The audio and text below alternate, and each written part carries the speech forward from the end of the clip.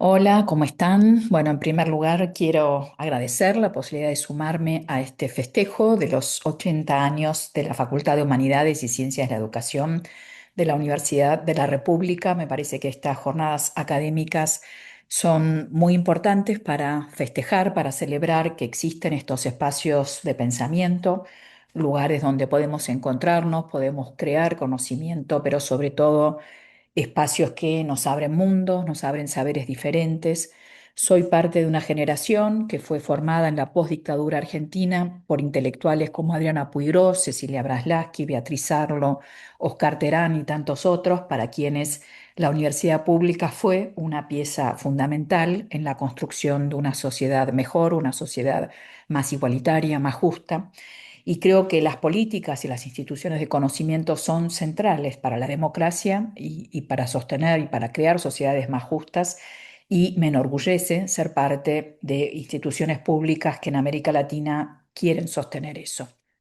Me parece todavía más central celebrar este lugar clave para las humanidades latinoamericanas, como es la UDELAR, como es también la institución en la que yo trabajo, que es el CIMBESTAB, como es también, como fue la Universidad de Buenos Aires y tantas otras universidades en las que trabajé, la Universidad Pedagógica en Argentina.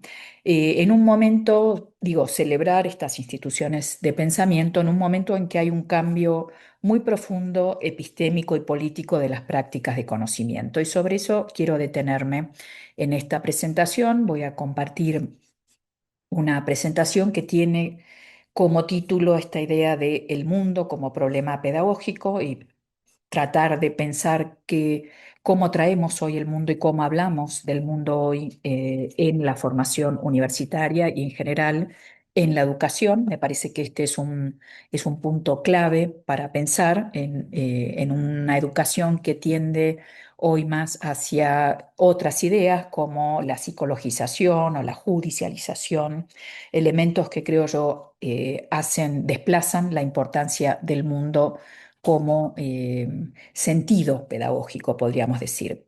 Y me parece bueno que lo que está produciendo cambios políticos y tecnológicos como la inteligencia artificial es todavía más importante discutir qué nociones de mundo tenemos, qué sentidos tenemos para la formación en humanidades y en educación en nuestras instituciones. Retomo para eso un planteo del investigador, del filósofo francés Eric Sadem, que es un pensador para mí muy lúcido, también bastante apocalíptico, pesimista, podemos decir. Y él lo que dice, bueno, en realidad lo que está en peligro no es la raza humana, sino más bien, dice, al final de cuentas va a seguir existiendo de otras maneras, con más prótesis maquínicas, y químicas, sino la figura humana, en tanto dotada de facultad de juzgar y de actuar libremente y a conciencia. Y dice esto que pueden leer acá en la cita que puse, pues en efecto lo que irá poco a poco siendo separado de nosotros es nuestro poder de decisión para ser reemplazado por sistemas supuestamente omniscientes y más aptos para decidir el curso perfecto de las cosas en el mejor de los mundos, ¿no? Por supuesto, si trabajamos en humanidades, sabemos que la figura humana, esa figura humana que hoy parece estar desapareciendo o llegando a su fin, fue una producción histórica de ciertos momentos de la historia, de la cultura, sobre todo occidental, y así como surgió, sabemos que puede transformarse en otra cosa.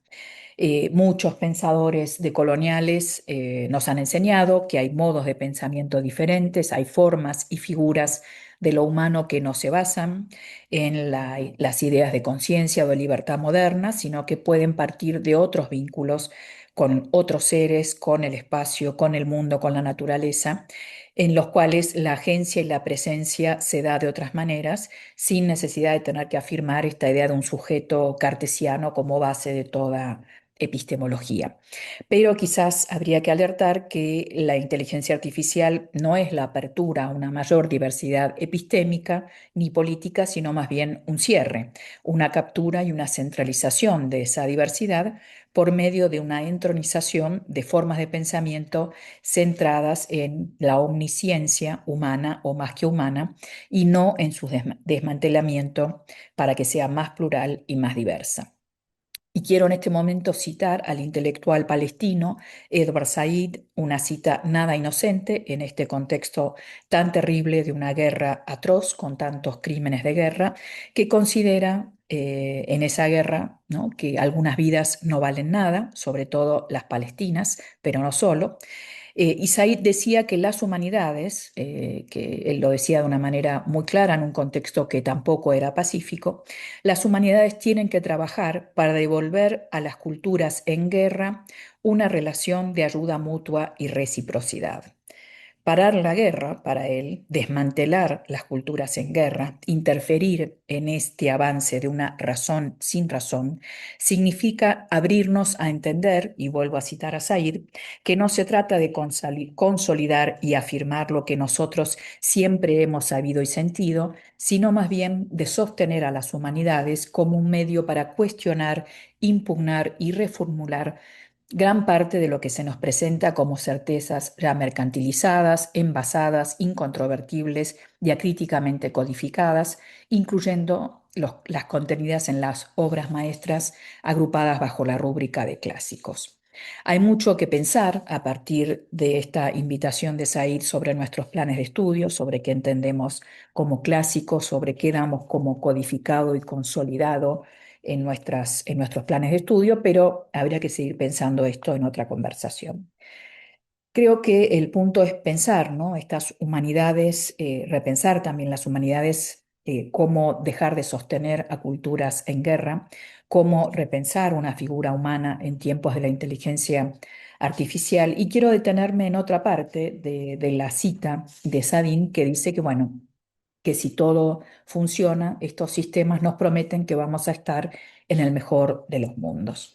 Y es justamente sobre nuestra idea de mundo o la falta de una idea de mundo que me quiero detener hoy. Yo me formé como pedagoga, como historiadora de la educación y en los últimos 20 años me acerqué a pensar las transformaciones que está trayendo la digitalidad, precisamente con ese interés de pensar transformaciones de más largo plazo, rupturas, continuidades. Y es con esa inquietud y esa preocupación que veo imágenes como estas que estoy compartiendo, que son imágenes que ilustraron unas conferencias de los premios Nobel en Santiago de Chile en 2019 sobre el futuro del aprendizaje. Esta es la imagen que se plantea como imagen, así va a ser el aprendizaje en el futuro. Y no puedo dejar de preguntarme qué mundos se ofrecen en esta escena pedagógica, qué mundos se producen. Parecen mundos hechos a la medida de cada quien, hechos por quién, hay que preguntárselo también, ¿no? Esa imagen que aparecerá ahí en esos anteojos no es una imagen inocente, habrá que pensar quién y cómo nos ofrece una imagen de mundo, pero parece además que ya no hay mundo en común, ni siquiera nos tocamos, ¿no?, sino que el mundo tiene que ajustarse a esta visión y experiencia individual. Y es en este sentido y con esta inquietud que quiero acercarme al mundo como problema pedagógico. Hay una cita de Hannah Arendt, que es una cita muy conocida entre los educadores, probablemente muchos de ustedes ya estén cansados de escucharla, pero me parece una cita importante para pensar en sentidos pedagógicos de las humanidades en este contexto. Es una cita que pertenece a un texto que ella escribió en 1954, en la posguerra, que se llama La crisis de la educación, en el cual ella sostiene esta idea de que la educación es el punto de encuentro entre dos amores, el amor al mundo y el amor a las infancias, un mundo que necesita renovarse, que necesita del milagro de la natalidad, pero también, es decir, de lo que viene de lo nuevo, pero también necesita de la transmisión y la herencia intergeneracional para sostenerse como mundo en común. El amor que ella postula no es el amor romántico, sino el filos, la filiación, el lazo que nos suma a una conversación humana que nos preexiste y que nos sucederá, ¿no? Y esta idea de, bueno, hay un amor a la infancia que se decide en darles la oportunidad de prepararse para renovar el mundo en común. Dice también esto de no dejarlos librados a sus propios recursos, ni robarles de las manos la posibilidad de llevar a cabo algo nuevo, algo que nosotros no previmos, ¿no? Y en ese sentido, la educación tiene una tarea de responsabilidad intergeneracional que no habría que abandonar, ¿no? Hago una nota al margen de esto, pero tiene que ver con lo que sigue. Yo trabajé con este texto de Arendt en la formación docente muchos años y lo trabajé especialmente en la inmediata postcrisis en Argentina del 2001. En ese entonces conversábamos con directores y maestros de escuela sobre qué difícil que es amar al mundo, a este mundo, y a veces hasta a estos chicos, a estas infancias que en algunas escuelas literalmente insultan, golpean, patean, roban, matan. Alguno mencionó un episodio de la serie Los Simpson, ¿no? De Los Simpson, cuando la maestra le dice a Bart, el mundo que viene es una porquería y me alegro de no tener que compartirlo con vos. No soy de las que piensan que hay que estudiar filosofía con los Simpson, que a esta altura ya no son la referencia que eran hace 20 años, pero sí creo que hay que dialogar con eso que circula y articula epistemes y afectividades en los jóvenes y no solo en los jóvenes, en la cultura popular. Pienso que en esta invitación de Arendt a amar al mundo, aunque esté muy mal el mundo, y a los jóvenes, aunque nos pateen y sean bien distintos a como querríamos que fueran, hay un nudo importante respecto a nuestra posición como educadores, siempre amenazada por la renuncia a tomar responsabilidad por este mundo, una renuncia que nos confina a la resignación y al pesimismo, que nos deja solo con la frustración o, como dice mi amiga Patricia Redondo, con el desasosiego. Vuelvo a Arendt, aunque sea, digo, un poquito, ¿no? Y Arendt plantea que siempre hay una idea de mundo en la selección de la cultura que los educadores llamamos currículum. Esa idea del mundo puede ser vaga o intuitiva, pero está ahí y que está en eso que estamos planteando, en esos planes de estudio que estamos planteando ofrecer a las nuevas generaciones, ya sea en la educación básica o en la universidad. La pedagogía y el currículum implican una forma de presentar y representar el mundo a las nuevas generaciones. ¿Qué formas de conocerlo vamos a priorizar en este momento en el que el mundo que conocemos, o tal como lo conocemos, parece estar olvidándose o relegando varias formas del mundo, varias opciones y alternativas para conocerlo, y está delegando esa selección en algoritmos que nos dejarán vivir aparentemente en el mundo perfecto? El mundo es realmente, como dicen los agoreros, tan malo, ¿no? Solo tenemos para ofrecerles, no sé, imágenes como la que ofrece la serie Adolescencia u otras similares de que el mundo está absolutamente corrupto y va cada vez para peor. No hay nada para hacer, recuperar o revitalizar en este contexto. En lo que sigue quiero hilar, quizás más hilvanar, algunas imágenes y textos que vengo leyendo para tratar de entender esta transformación en curso como un problema para la pedagogía y para las humanidades. Lecturas que me llevan desde una noción de mundo a la noción de tierra y a la noción de planeta y que me conectan con debates ecológicos sobre cómo nombramos ese espacio común, ¿no? Y ahí dije, bueno, mundo, tierra, planeta, que son maneras de nombrarlo que tienen, uno podría decir, proyectos intelectuales y hasta políticos algo distinto.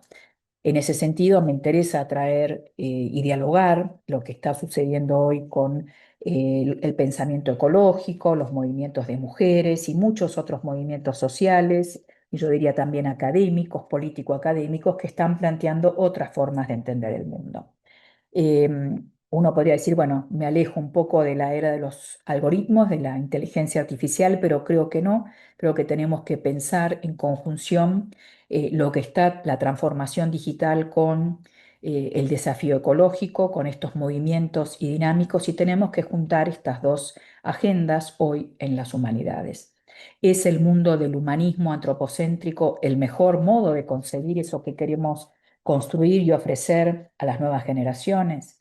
¿Es el planeta, con sus dimensiones históricas, geológicas, mucho más largas y profundas que lo humano, una respuesta para empezar a pensar de otra manera ese mundo que ofrecemos a las nuevas generaciones? ¿Será que esta dimensión planetaria, que en un punto está muy fuera de lo humano, nos ayuda a pensar en lo común o más bien nos paraliza? Y si traemos la idea de tierra con mayúscula, ¿no? De este espacio, volvernos más terrenales, es una idea sobre la que volveré después, esta idea de la Tierra como espacio concreto, material, vital, finito, histórico. ¿Será que esta idea nos ofrece otras pistas para este momento de crisis climática y crisis política? No es que pretenda resolver estas preguntas que son muy grandes, pero en todo caso me parece que tenemos que pensarlas, ¿no? Y en lo que sigue quiero ofrecer algunas pistas para explorar qué significa esto del mundo en las instituciones educativas y en la enseñanza de las humanidades y la idea de un mundo en común. Quiero entonces tomar algunas imágenes del mundo para después centrarme en este problema del mundo en común en la universidad y en la escuela, ¿no? Y diría que estamos en una época quizás amenazada por un cierto olvido del mundo, podríamos decirlo. Parto de esta imagen, la del globo terráqueo, como fue fotografiado por primera vez desde el espacio en la exploración de la Apolo 8 en 1968. El título con el que esta foto circuló fue el de Earthrise, la Tierra sale o amanece, así como el sunrise, ¿no? O moonrise, cuando sale la luna, sale el sol. Dicen que el astronauta, se llamaba Frank Borman, dijo, miren esta imagen allá afuera, ¿no? En inglés, look at that picture over there. En una especie de comprobación involuntaria de la tesis de Heidegger de que esta es la época de las imágenes del mundo o de que experimentamos el mundo a través de o como una imagen, ¿no?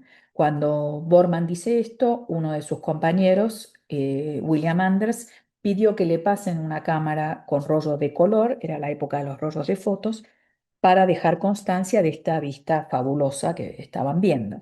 Esa imagen de la Tierra desde la Luna tuvo efectos distintos. Por un lado, podríamos decir, hace ver a la Tierra como esta bolita azul pequeña perdida en el espacio, su carácter singular, y abre paso, o permite, por lo menos, habilita una reflexión ecológica sobre el planeta dentro de un universo más grande, pero también de ahí surgió una visión más arrogante de los humanos como los únicos que pueden salirse del marco terrenal, despegarse del mundo, humanos que pueden ver a la Tierra desde afuera, desde arriba, como esta bolita azul, omnipotentes, venciendo las limitaciones de sus cuerpos e imponiéndose sobre el cosmos.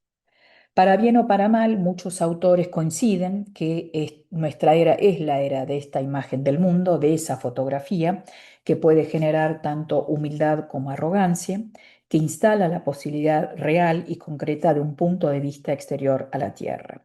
Y acá tenemos la imagen del Atlas, que ya existía, por supuesto, para esa época, como ese hombre masculino que tenía al globo terráqueo en sus manos, y esa es una imagen que inspiró a generaciones de exploradores y conquistadores que configuraron el mundo moderno. Podríamos preguntarnos esta imagen de la Tierra desde el espacio, de que sale la Tierra y la Tierra es apenas una bolita azul perdida en un cosmos muy grande. ¿Qué mundo se inspira, no? Para responder a esa pregunta quiero apoyarme en algunos textos que me permitieron empezar a desplegar esta idea de mundo en común y de nuestra experiencia de mundo. En primer lugar, el prólogo de Hannah Arendt a su libro La condición humana, que ella publica en 1958, un año después del lanzamiento del Sputnik, el satélite ruso, ¿no? Que es la primera vez que, bueno, con la perra laica y que sale al espacio y que es un hito, ¿no? En la idea de nuestro, precisamente la famosa conquista del espacio, lo digo todo entre comillas, ¿no? Pero lo que dice Arendt es que esto tiene repercusiones filosóficas y políticas y epistemológicas más grandes, ¿no? Ella dice que más allá del contexto de la Guerra Fría y la competencia entre soviéticos y norteamericanos en la carrera espacial, se recibió digamos, a través, ¿no? de este muro eh, material y simbólico, se recibió al Sputnik en los dos lados como una liberación de las ataduras respecto a la Tierra, como el primer paso de la victoria sobre la prisión terrenal. Arendt se preguntaba si este repudio a la Tierra, madre de todas las criaturas vivientes, era el corolario del proceso de secularización que implicó el desvío de un Dios que era el Padre de los hombres en el cielo. Hubo, ella dice, primero un parricidio, después un matricidio. Por fin los humanos eran adultos libres sin tutela ni anclaje. Arendt veía en esta búsqueda de superar la cárcel de lo terrenal la expresión de una rebelión contra la existencia humana tal como se nos ha dado, visible también en la búsqueda por volverse inmortales. Ella decía, bueno, había una huida de la Tierra al universo y del mundo al yo, ¿no? Un sentirse habitantes de la Tierra, del universo y no de la Tierra, un sentir que el yo podía por fin romper los límites de su propio cuerpo y volverse inmortal.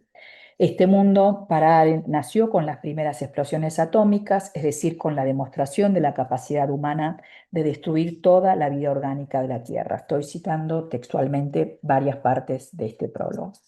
No hay que, no, yo creo que en este punto traer la idea de la bomba atómica es importante porque hay una relación entre la guerra, las guerras y estas imágenes del mundo.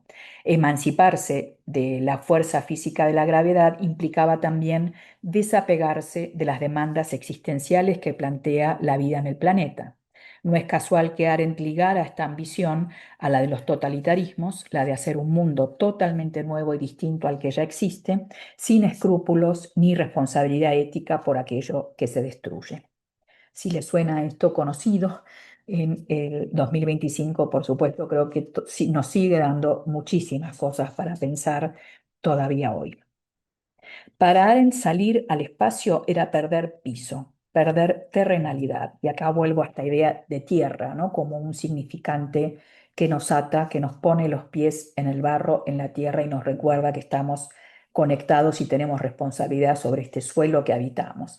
Para ella esto implicaba un empobrecimiento y un descuido del mundo, una pérdida también de la voluntad de hacer mundo y no una expansión, un tema sobre el que su primer marido, el filósofo Gunther Anders, ya había alertado.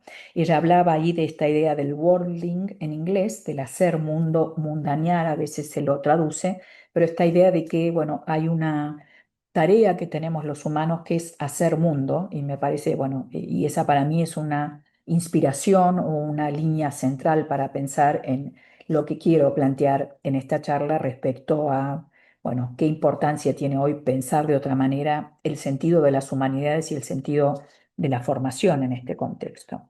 Ella escribió en 1963 otro artículo que se llama La conquista del espacio y la estatura del hombre, y ahí sostiene que el hombre se empequeñece, su estatura se achica ante este avance de una razón científica totalitaria, hasta el punto, dice ella, que la amenaza hoy es en ese momento destruir a toda la humanidad. Pienso en la figura de Elon Musk, que es un buen representante de ese tipo de razón científica, tecnocientífica totalitaria. No va a importar, dice ella, el lenguaje que trascienda la conducta, va a ser reemplazado el lenguaje por un formalismo extremo. Y dice, bueno, acá hay una patología común, el desplazamiento de lo que crece por lo hecho, de los organismos vivos por los artefactos técnicos. Una determinación técnica que ya sale de la escala humana y que niega la presencia de un mundo hecho por los humanos en esa dimensión astronómica. Y ahí en un punto lo biológico astronómico se vuelve contra lo hecho, la cultura humana, y la reduce a menos que un punto en el espacio. Las reflexiones de Arendt para mí son importantes, pero también deja preguntas inquietantes y de a ratos también paradojales, ¿no? Hay que volver a lo vivo y despreciar a la técnica. ¿Qué hacemos con la cultura, con lo hecho? Y eso biológico, astronómico, puede jugar en un sentido de lo terrenal o puede jugar en el sentido de lo astronómico que se nos impone y nos vuelve una pequeñez en la cual ya no hay responsabilidad frente a la vida y frente a lo pequeño. Hay posibilidad de un mundo sin sin tecnología, sin artificios o artefactos hechos por la humanidad. Tenemos que deshacernos de la inteligencia artificial, hay que decretar una pausa, una suspensión, un rechazo a estas plataformas algorítmicas. En todo caso, yo creo que lo que nos plantea Arendt es la necesidad de discutir esto éticamente y pensar una técnica que sea éticamente y políticamente responsable, que no proponga como única salida la huida del mundo, sino que la ponga en relación con, en diálogo con, en conjunción amorosa con el mundo. Ahí habría que notar que en 1950 y 1960, estos años en los que está escribiendo Arendt, es la época en que un grupo importante de científicos fecha como la de la gran aceleración, es decir, el momento en que la huella de carbono que producimos los humanos empieza a cambiar los sedimentos terrestres y más en general el momento en que se acelera el antropoceno, la era en la que los humanos nos volvemos una fuerza de orden geológico que transforma la atmósfera, la composición de los suelos y las aguas, la biodiversidad, perdón, en una escala similar a otras grandes transformaciones planetarias. No ignoro que la noción de antropoceno es una noción muy discutida en este momento entre los geólogos, entre la gente que se dedica a estos temas, pero creo que en todo caso es una noción que nos obliga a pensar en nuestra responsabilidad sobre esto que está pasando a nivel climático, a nivel de los sedimentos, del agua, ¿no? Del aire como cuestiones centrales también para las humanidades. Quiero tomar un segundo texto, que es de otro conocido intelectual, Marshall McLuhan. Es un texto que él escribe en 1974 y propone una lectura muy distinta de la salida del espacio. La salida al espacio, uno podría decir que es una lectura más esperanzada, más celebratoria, yo diría también más alineada con el capitalismo. Tiene un título extrañísimo, ahí lo pueden ver en la presentación, que es el siguiente. En el momento Sputnik, el planeta se convirtió en un teatro global en que no hay espectadores, sino actores. Y ahí, digamos, también está hablando del Sputnik, ¿no? Y él lo trae a la historia de los medios también y a una historia de la política. Y él dice que Sputnik creó un nuevo ambiente para el planeta, porque dice, por primera vez un artefacto hecho por los humanos podía englobar o encerrar el mundo natural. Para él en ese momento se terminó la naturaleza con mayúsculas y empezó la ecología, porque el planeta se convirtió en una obra de arte, ¿no? Esta idea de la canica azul como una obra de arte. La propia Tierra se convirtió en una nave espacial, lo dice así textualmente. Uno podría decir, bueno, de ahí a la Guerra de las Galaxias, por supuesto, no es ninguna coincidencia, no hay todo el inicio de un pensamiento que tiene repercusiones también en la cultura popular, en los medios, en el cine, en la literatura. Y en esa nave terrenal, dice él, ya no hay pasajeros, sino que somos todos miembros de la tripulación. No hay espectadores, sino actores, ¿no? Y quizás para los educadores esto también les suene similar a lo que dijo Michel Serres en su libro Pulgarcita, para hablar de la cultura digital. Él dice exactamente eso, ya no hay más espectadores, sino que somos todos actores.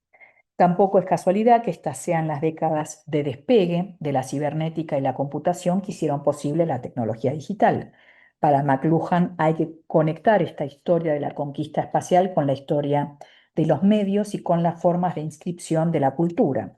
Si se fijan, esta imagen que está en lo que estoy mostrando es con la que él ilustra el artículo y es una imagen de un mago de fines del siglo XIX que prometía hacer levitar a los espectadores, ¿no? Entonces, esta idea de que el viaje en el espacio es también y sobre todo un espectáculo de viaje, ¿no? Del viaje.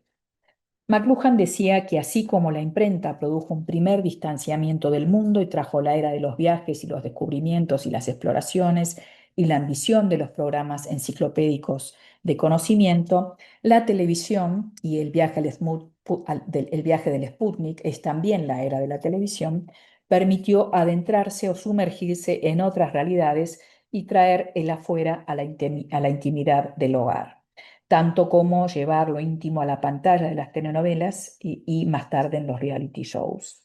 El punto de contacto entre ambas es la frase de los presentadores que se volvió muy popular.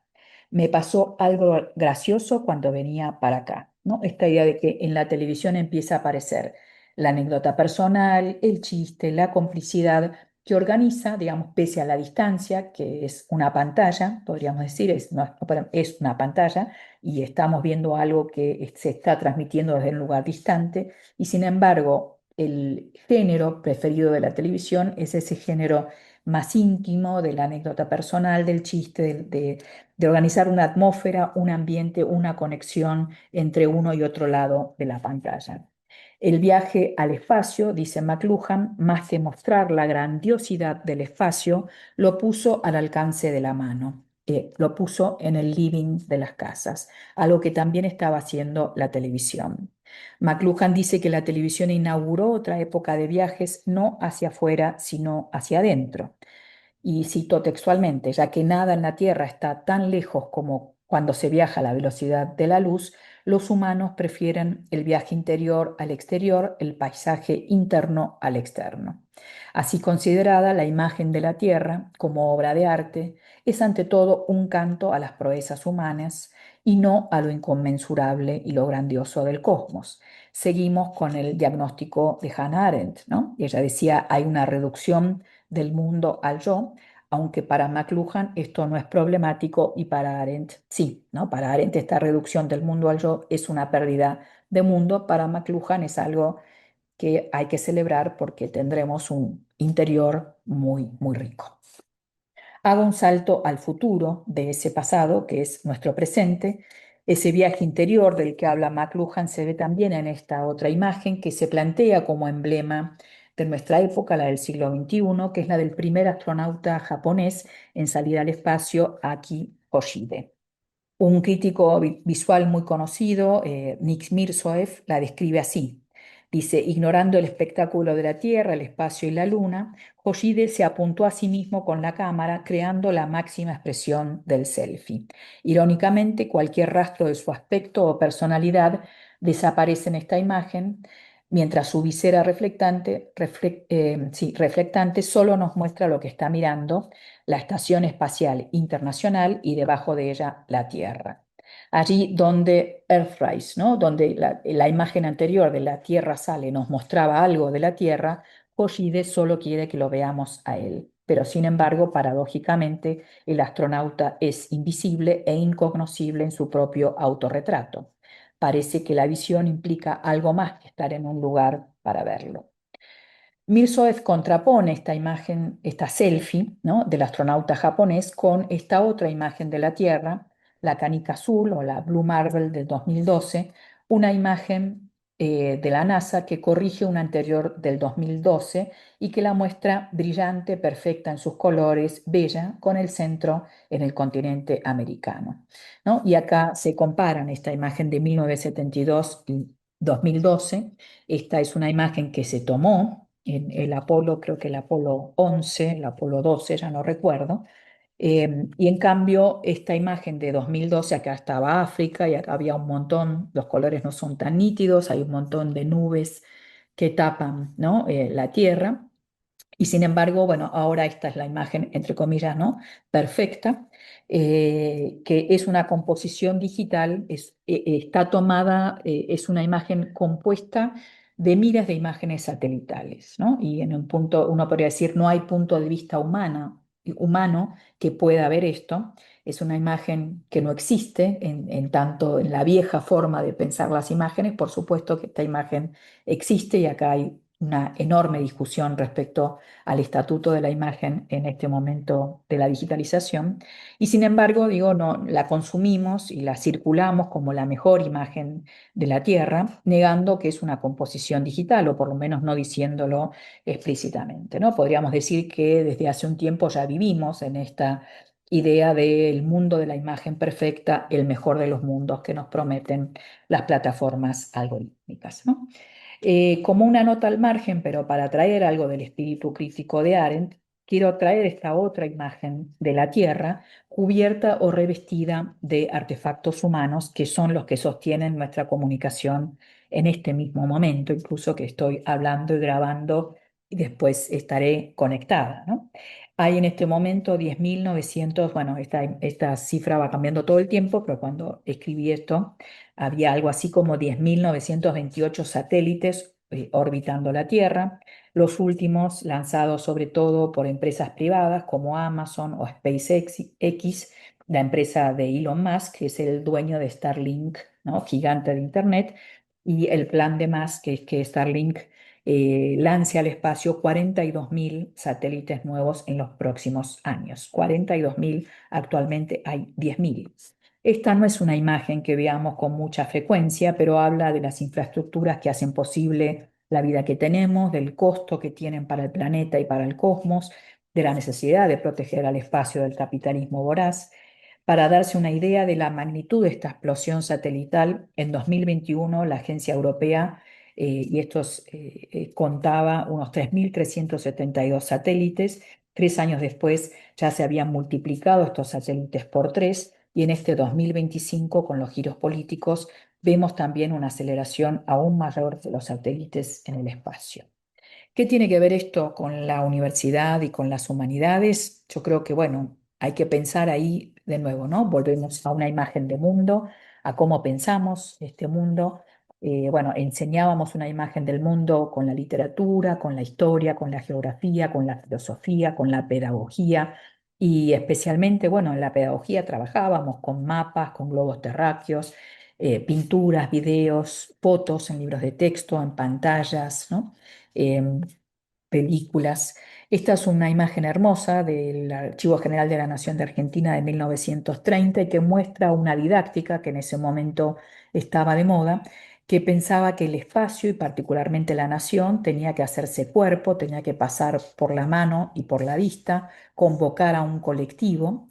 Y uno podría decir, bueno, había, ¿no?, un montón de problemas con esta idea de que esto es el colectivo, esta nación. Sin embargo, había también una idea colectiva muy interesante, ¿no? La opción mayoritaria fue para otro lado, el lado de las imágenes hechas, la cartografía controlada por institutos geográficos militares, por instituciones en general militarizadas respecto al espacio y al territorio, revelando de nuevo esa imbricación entre mundo, espacio, control, conquista que ya estaba en los atlas de Mercator en el siglo XVI.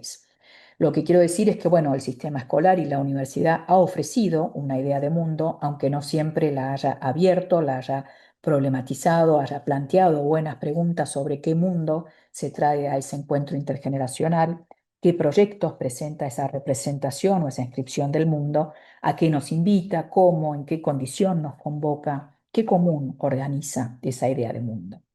Sigo con este tejido de imágenes del mundo, de los mundos que arme y de los que se nutre la educación y la formación en las humanidades.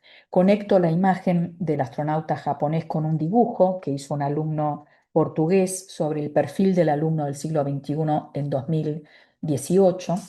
Y ya antes de la pandemia, esta es una imagen prepandemia, pueden ver cómo para este estudiante el mundo se restringía a su habitación. Y no puedo dejar de pensar en Virginia Woolf, y que peleó tanto para que las mujeres tengamos un cuarto propio para escribir, y al final, en el mejor de los casos, parece que el cuarto propio es lo único que se alcanza, ¿no? Es al revés, ha sido un techo y no un piso.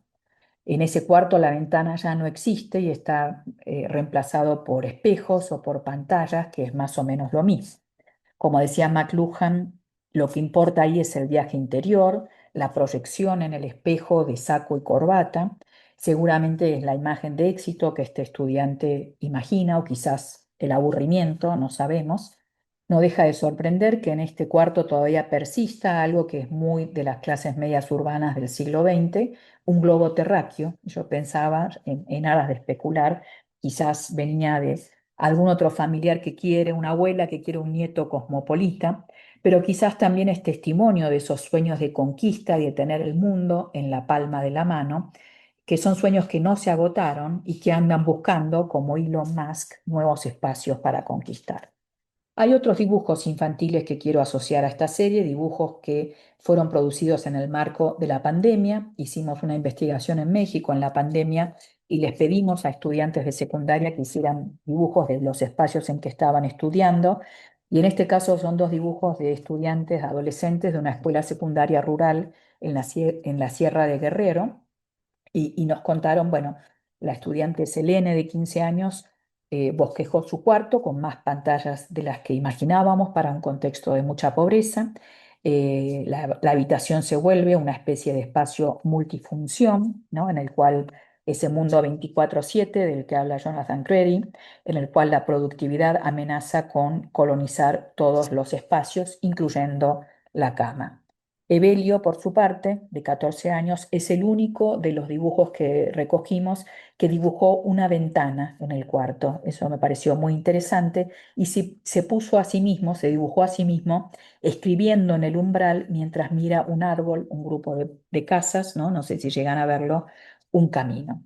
Ahí sí hay una idea de escuela, de educación como ventana al mundo. Pero sobre todo la mayoría de los jóvenes respondieron a la pregunta de dónde tomaron sus clases con una frase muy escueta, esto durante la pandemia, que era en el celular. El celular reorganiza el espacio social, define una nueva forma de urbanización, la arquitectura de cómo vivimos juntos, dice Beatriz Colomina, una historiadora de la arquitectura. Es una nueva especie de espacio, esta idea es de Georges Perec, ¿no? Las especies de espacios. Hay una especie de espacio nuevo que está planteando el celular que reconfigura encuentros, desencuentros, trayectorias, provee lenguajes, ritmos para que nos crucemos con otras y otros. Es importante traer esta línea de reflexión de espacios y de cuerpos, porque muchas veces en los discursos sobre la inteligencia artificial parece que se da en el aire, en una mente desprovista de carne, de vínculos, de experiencias concretas, de materialidad. Y ahí surgen muchas preguntas, ¿no? ¿El celular reemplazará al cuarto propio que teníamos acá? ¿Se convertirá en el cuarto ambulante, nómade, perdón, ubicuo? Es el nuevo espacio personal donde suceden cosas que tienen implicancias muy profundas, como podemos ver en tantas situaciones que hoy vivimos, que empiezan crisis, ¿no? Y tragedias y a veces alegrías que empiezan en el celular. Este es un dibujo que hizo una maestra argentina y dice esto, ¿no? No puedes deshacerse de mí, con la idea, bueno, de que su trabajo en pandemia tuvo todo que ver con el celular. Otra docente puso también el celular en el medio de una disputa familiar por el uso del aparato. Aparece mucho bla, bla, bla, ¿no? Palabras sin sentido. Y me parece que esto es algo que capta algo de lo que está pasando, no importa lo que decimos, sino estar ahí en la pantalla, ¿no? Y esto creo que no es un problema de las infancias y las adolescencias, sino de todas las generaciones en este momento, aunque por supuesto nos afecta de modo distinto. Vuelvo un momento a la condición humana de Arendt, que ya mencioné, y ella dice que si el mundo quiere ser mundo, no puede agotarse en un individuo. Y ahí está la pregunta de si el celular hace mundo y qué mundo organiza esta nueva especie de espacio, estas mini pantallas, ¿no? Y ella dice ahí, bueno, el mundo común, la cito, eh, es algo en lo que nos adentramos al nacer y dejamos al morir, trasciende a nuestro tiempo vital, tanto hacia el pasado como hacia el futuro, estaba ahí antes de que llegáramos y sobrevivirá a nuestra breve estancia. En relación con esta idea, dice tres cuestiones importantes. El mundo en común tiene que ser público, es decir, no pensarse para una sola generación y planearlo para los vivos, sino que tiene que superar el tiempo vital de los hombres mortales. La perdurabilidad, lo intergeneracional, es un rasgo central de esta noción de mundo en común. Segunda idea que quiero destacar, cuando los humanos se encierran en la subjetividad de su propia experiencia singular, dejan de ver y oír a los demás, de ser vistos y oídos por ellos. Y para Arendt ese es el fin del mundo, de este mundo en común, porque se ve todo bajo un solo aspecto y se le permite presentarse bajo una sola perspectiva. Tercera idea, dice, bueno, la realidad mundana o del mundo aparece solo en la diversidad, ¿no? En la pluralidad. Tercera idea que me parece relevante para pensar hoy las humanidades, el mundo común solo puede sobrevivir al paso de las generaciones en la medida en que aparezca en público, pero lo público necesita también de lo íntimo y lo privado. Si la vida se da solamente en presencia de otros, a la vista de otros, para ser vista por otros, se hace superficial. Yo digo, ella escribía esto en 1958, mucho antes de Instagram y de TikTok. Ese mundo hecho para ser visto por otros se hace superficial y pierde la cualidad de surgir a la vista desde algún lugar más oscuro que ha de permanecer oculto para no perder su profundidad. Hay muchas cosas que no pueden soportar la implacable, brillante luz de la constante presencia de otros en la esfera pública, ¿no? Estoy citando textualmente. Arendt parece decir que cuando en el mundo hay mucha luz hace falta sombra y cuando hay mucha sombra hace falta luz. El aula abierta, el aula hipervisible, el aula sin sombras y sin sobras, quizás está bien el lapsus, ¿no? Transparente con la cuarta pared de la cámara que transmite en directo estoy trayendo a Arendt para pensar lo que vivimos en pandemia, pero también lo que seguimos viviendo en cierta medida hoy, parece no ayudar a una idea de un mundo común, un espacio público donde también haya algo de oscuridad. Hay una socióloga francesa, Anne Barrère, que habla de la necesidad de que el aula tenga puertas entornadas, entreabiertas para generar intimidad, confianza, pero también para no ceder a lo familiar y construir lo público y lo común. Vuelvo a Arendt, el mundo, si es mundo, tiene que poder agrupar, relacionar y separar, acercar, pero también distanciar, y así evita que nos caigamos los unos sobre los otros. Me parece que es importante pensar qué introduce la inteligencia artificial en relación a la intimidad del espacio pedagógico, en qué medida preserva esa posibilidad de ensayo y error. Y ahí hay unas notas de algunas investigaciones en curso en las que, por ejemplo, algunos entrevistados decían que prefieren usar la inteligencia artificial porque pueden preguntarle 500 veces y no les da vergüenza preguntar 500 veces. Pero al mismo tiempo no podría decir no les da pena o no les preocupa darle todos esos datos a una plataforma, creen que nadie los está viendo, que no hay ninguna mediación, ningún costo, ninguna delegación de procesos de conocimiento, ahí hay mucho para pensar. Entonces, ¿cómo pensar el mundo de otra manera en la educación? ¿Cómo no olvidarse del mundo cuando parece que el mundo se va olvidando de cómo hacer o ser mundo, cuando los sueños de una vida mejor parecen huir hacia adentro o bien hacia Marte, o bien sueñan con el mundo perfecto hecho por sistemas sobre los cuales ya no tenemos ninguna decisión? Quiero traer dos ejemplos que se preocupan por pensar en otros términos, ¿no? La idea del mundo en común, del mundo como planeta, ya no con esta escala astronómica, sino más bien con una idea de la fragilidad, la precariedad, la interdependencia, ¿no? Y bueno, y ahí hay una preocupación también por trabajar los lenguajes, por trabajar los saberes, los conocimientos de otra manera, ¿no? Y también construir una autonomía en la producción de sentidos.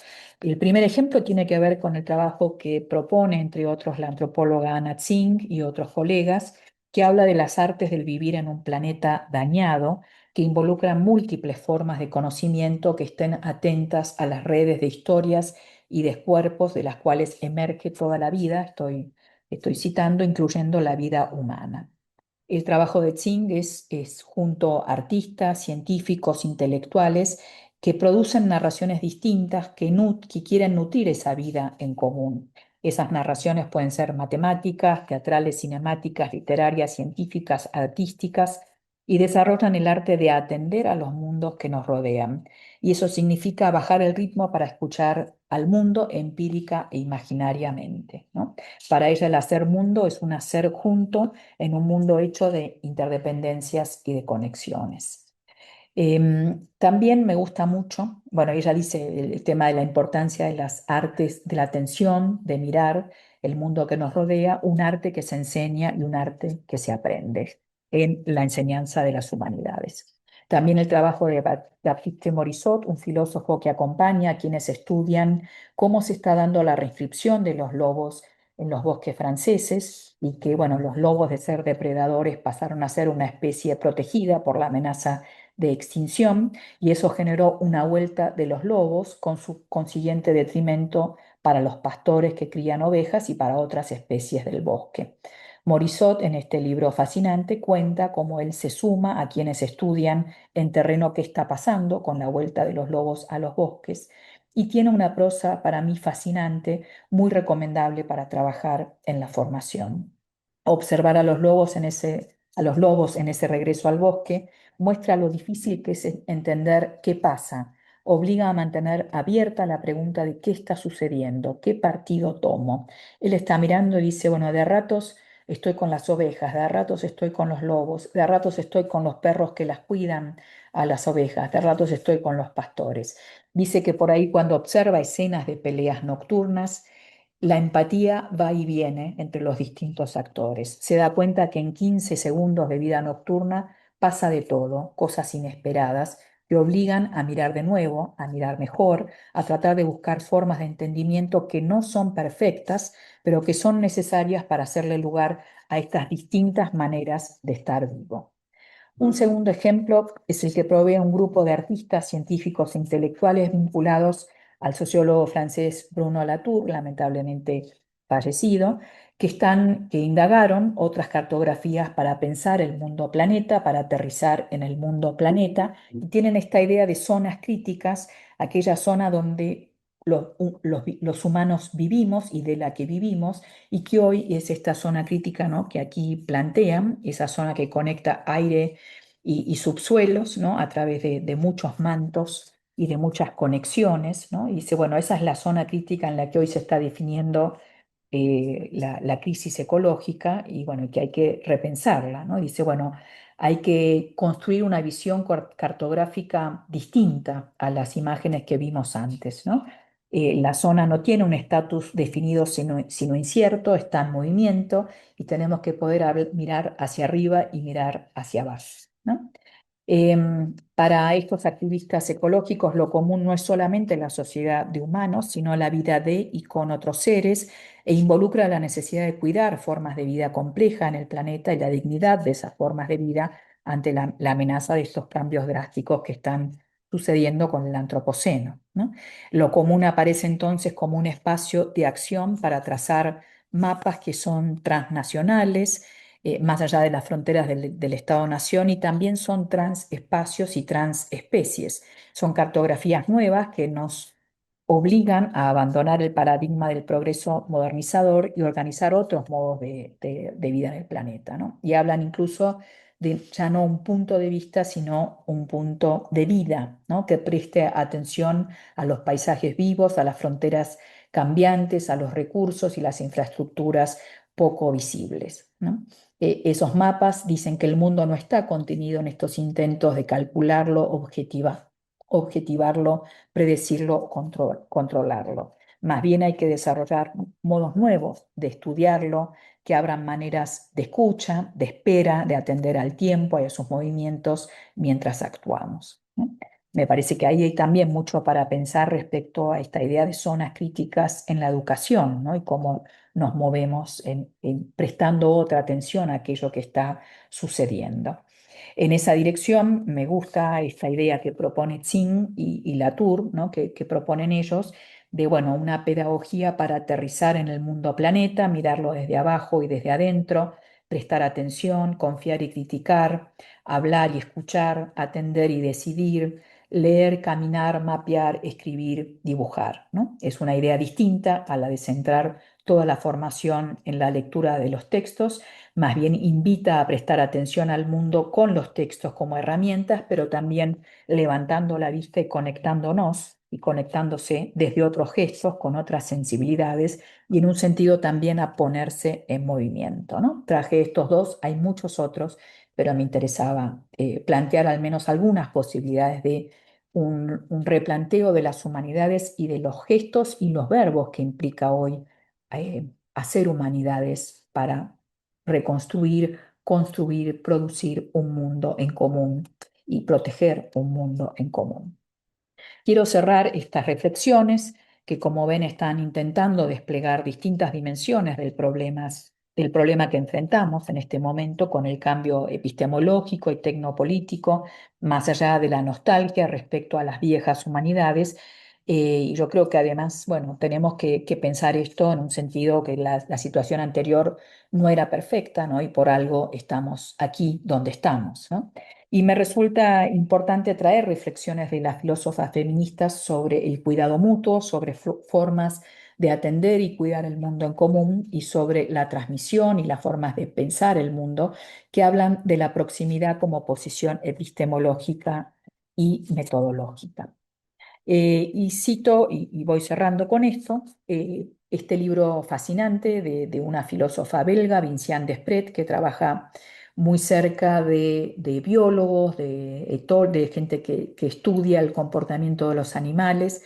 Y bueno, y en este libro que me pareció realmente fascinante de Habitar como un pájaro, ella estudia cómo han sido estudiados los modos de habitar de los pájaros, el canto, la relación con el territorio, el vínculo entre machos y hembras, y que ha sido en general estudiado bajo el modelo del individualismo posesivo, ¿no? Eh, pero los ornitólogos, para estudiar a los pájaros, les ponen un anillo con un número y cuando empiezan a seguir individuos, sino a la especie en general, cuando empiezan a singularizar, empiezan a ver comportamientos diferentes. Y ahí Desprez dice que hay un indicio de que el apego, el anillo que se le pone a un pájaro en particular, es una forma de empezar a mirar mejor, ¿no? Cuando lo mismo hacemos, creo yo, cuando estudiamos con cuidado un texto y cuando tenemos ese apego, construimos una especie de anillo y de vínculo más íntimo con un texto. Desprez cuenta la historia de varias ornitólogas que miraron de otro modo esas diferencias entre individuos de una especie. Quizás las mujeres tenían más tiempo, quizás porque sabían que no iban a poder hacer carrera académica en un mundo de hombres, pero también se detiene en el trabajo de un investigador de la década de 1960, Jared Werner, que observa a un tipo de pájaros en el estado de Washington y este Werner está siguiendo a un macho que tiene su anillo, que es el número 25, y ve que este macho tiene un buen territorio, pero poca vegetación para cubrirse o protegerse, y eso le dificultaba el apareamiento. Finalmente logra aparearse, pero el investigador cuenta que el nido estaba emplazado de manera tan precaria que el investigador dice, decidí atarlo sólidamente para evitar que se caiga. Esa intervención, esa interferencia del investigador que dice, uy, ¿no? Pobre número 25, se va a quedar sin hembra de nuevo, entonces me meto y ato el nido para que pueda sostener su apareamiento. Dice, bueno, esta intervención que hace parece un trabajo de aficionado, un trabajo de anticientífico. ¿Cómo se va a meter con lo que está sucediendo? Pero después dice al revés, quizás esto puede darnos una pista de que para hacer buena ciencia hay que dejarse afectar por el modo de habitar de los pájaros, por las cosas que les importan y construir historias que abran márgenes de acción más importantes.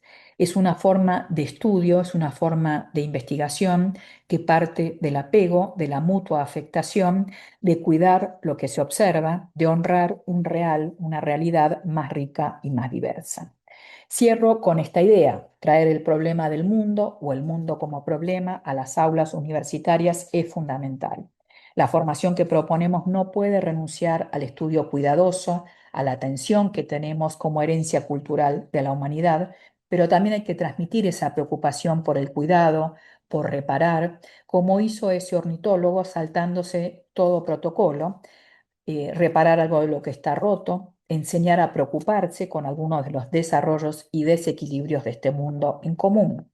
Hay que transmitir la inquietud sobre los llamados a que desaparezcan las humanidades y a lo que surge en su lugar, y el interés en rescatar lo mejor de las apuestas iniciales de las humanidades como producción de conocimiento. Quizás los educadores, los profesores en todos los niveles, seamos grandes atadores de nidos, evitando que no se desarmen, tratando de equipar mejor a esos que estudiamos para que soporten las inclemencias del tiempo. Me parece que eso no es poco logro en un contexto marcado por retóricas de odio y de exterminio, de incapacidad de sensibilizarse frente al sufrimiento de los demás, de guerras, de culturas en guerra y la dificultad de cuidarnos mutuamente. No parece ser fácil ser mundo cuando el propio mundo se disgrega, se homogeneiza, se niega, se vuelve hacia adentro o huye hacia afuera, cuando el mundo parece una jaula, como dibujó este adolescente en la pandemia. Pero el sistema escolar y las universidades pueden ser un lugar importante para hacer mundo cuando operan como espacio otro, con esta idea de Jean Machelin y también de Jorge La Rosa, de la escuela, de la universidad como escolé, como tiempo libre, pero mediado en medio suspendido de lo cotidiano, que enseña a atender, a ser sensibles, que ayuda a animarse a merodear por lo ajeno, por lo de otros, por lo de todos, para volver la reflexión sobre sí con otras herramientas. Entonces no es reducir el mundo al yo, tampoco es negar un yo, sino es ese diálogo entre la reflexión sobre sí y la construcción del mundo, que organicen conversaciones intergeneracionales en torno a prácticas de saber que son fundamentales para aprender a vivir y para sostener la vida en este planeta dañado, como lo llama Tsing. Si logramos poner algunas de estas preocupaciones en nuestros planes de estudio y en nuestras pedagogías, creo que vamos a estar un poco mejor posicionados para abrirle otros espacios a las humanidades en el mundo que se está armando, y ojalá que en los 100 años de la facultad, en 20 años, tengamos también otras cosas para decir frente a estos desafíos que se están organizando. Ojalá algo de estas reflexiones sobre el mundo ayuden a orientar sentidos de nuestra formación en este mundo tan convulso, tan difícil, pero al mismo tiempo, bueno, es el mundo que tenemos, es el mundo valioso, y creo que tenemos algo también importante para ofrecer en él desde las humanidades. Bueno, muchas gracias y estaremos conversando sobre esto.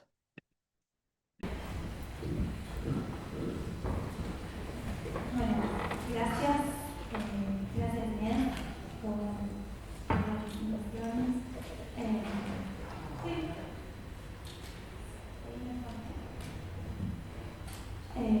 Creo que, no sé, hablo por mí, pero así un poco en general que vamos a ir como procesando y decantando. Gracias por esta suspensión de tiempo y por compartirnos esta mirada de remanso tan necesario, que seguro encontró resonancia en todas y todos quienes estamos acá. Así que vamos a dejar como obviamente un ratito para que vos puedas hablar y comentar lo que quieras.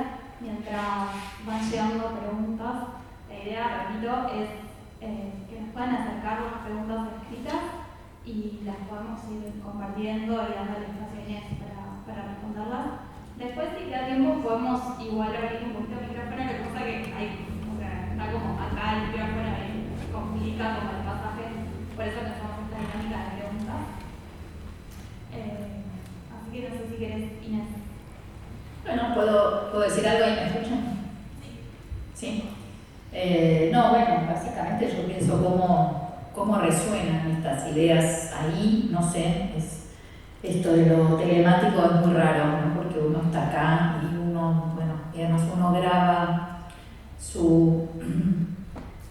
se graba a sí mismo y habla consigo mismo, y después hay un otro, hay nosotros, unas otras ahí que uno se imagina pero no sabe, así que no sé, esa es como, y me pasa como a esas actrices que dicen yo no me quiero ver de nuevo en una película, a mí me pasa lo mismo, trato de no ver mis videos porque me pongo nerviosa, digo cómo hice eso, que soy un plomo de aburrida y todo lo otro, así que bueno, es una lucha conmigo misma escuchar, pero la escuché de nuevo toda.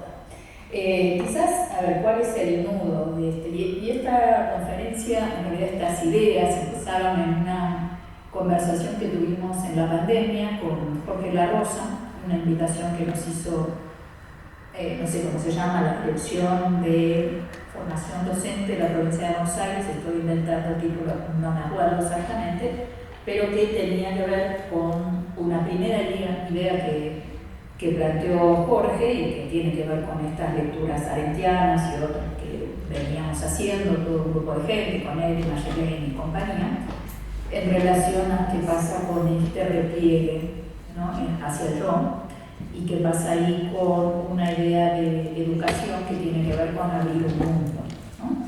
Entonces, bueno, esa primera idea, yo lo que trabajé y algunas de estas imágenes que compartí ya vienen desde ahí, desde el 2020, 2021, no me acuerdo. Es una versión mucho más chica y que no había después seguir trabajando porque se me fueron ocurriendo otras ideas y fui leyendo otras cosas. Pero bueno, había ahí esta idea de qué lugar tiene el mundo en la educación, cómo podemos pensar las humanidades en particular, bueno, ¿no?, como una reflexión sobre el mundo, qué tipo de reflexión sobre el mundo proponen, Ahí está toda la línea de la inteligencia artificial, básicamente de delegar en otros, ¿no? Todos los procesos de conocimiento que hacemos, y bueno, creo que quienes hacemos humanidades, en un punto esto con la inteligencia artificial, nuestros saberes parece que se van a poder resolver de otra manera. Yo tengo mis dudas, me parece que ahí hay una pérdida fuerte de autonomía intelectual, de posibilidades de nuevas relaciones, ¿no? De precisamente expandir el mundo, y también me pregunto qué pasa ahí con cuidar ese mundo común, ¿no? Entonces, bueno, este es un eje central de lo que presenté, que cómo pensar ese mundo, y ahí también se asocian algunas reflexiones que vengo haciendo este último tiempo, dirigiendo algunas tesis sobre educación ambiental, y, bueno, crisis ecológica, y bueno, qué hacemos con eso en la educación. Y esta tesis, bueno, como siempre pasa, a mí es una parte del trabajo que me gusta mucho, que es, bueno, eso, supervisar, orientar, estar cerca de quienes están haciendo sus tesis de posgrado. Y bueno, en este caso es un poco estas discusiones que tenemos respecto a, hablamos de mundo, hablamos de tierra, hablamos de planeta, qué es lo que implica una pedagogía que plantea una dimensión planetaria, geológica, que es como de una dimensión de a ratos apabullante, ¿no? Y en el cual eso, la estatura del hombre se empequeñece cada vez más, como dice Arendt, pero al mismo tiempo cómo salirse de la arrogancia, ¿no? Y de ese lugar de conquista, ¿no?